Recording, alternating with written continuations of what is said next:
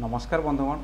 आज समय पिलामानकर विकास जनित समस्या बहुल मात्रा बढ़ी चलती समस्ते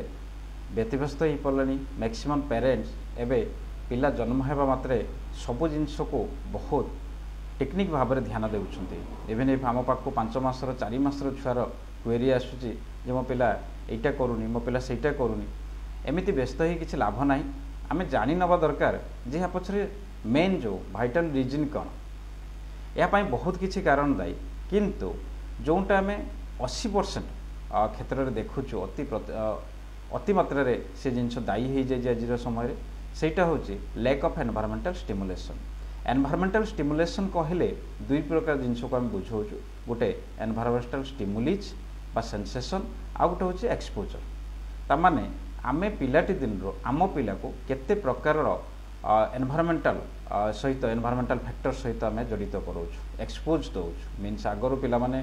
प्रायतः गाँ गहल नेचुरल परिवेश बढ़ुते आज टाइम आम सफिस्टिकेटेड परिवेश रखुचु पिला को सफा सुतरा रखा चेष्टा करुचु पिला कौन से आजबाजे जिनस छुईवाई दौनु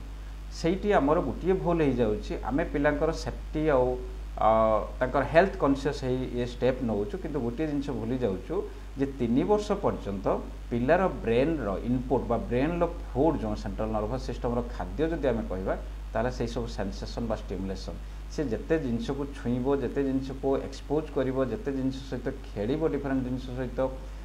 से नेचुराली ही पारे घास ही पारे बाली ही पारे कादो ही पारे बा आपनकर आर्टिफिशियल जहाँ भी आपण किणिकी दे पारिबे विभिन्न प्रकार टेक्सचर खेलना ताको पाटिरे छुईबे से माने ताको हाथ में छुईबे स्किल टच करेंगे तो विभिन्न प्रकार जो भी वे से खेलती से जिनसा डेभलप करे किंतु आमे जदि कौन से जिनस आम पिला पार्टी पुरोच ताले इमिडिएटली आम ना कहीदे ना कहीदे माने आमे से ध्यान रखुचे काले कौटी बैक्टेरियल इन्फेक्शन बा वर्म इन्फेक्शन न आसी जाओ से समय ये जिनस ध्यान रखी आप सफा जिनस पाखापाखि रखिपारे और अलाउ करूँ से सब जिनस पार्टी टच करूँ so that central nervous system develop हम।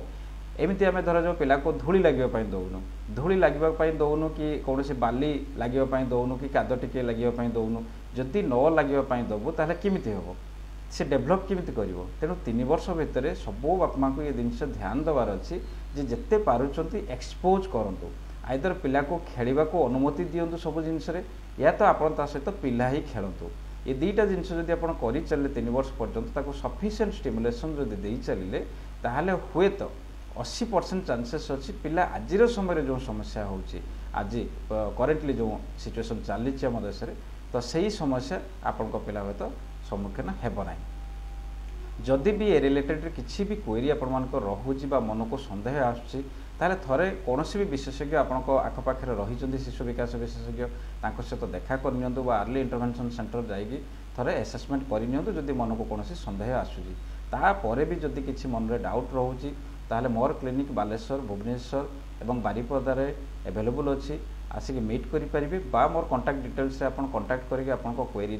सॉल्यूशन पाई पारिबे। थैंक यू धन्यवाद।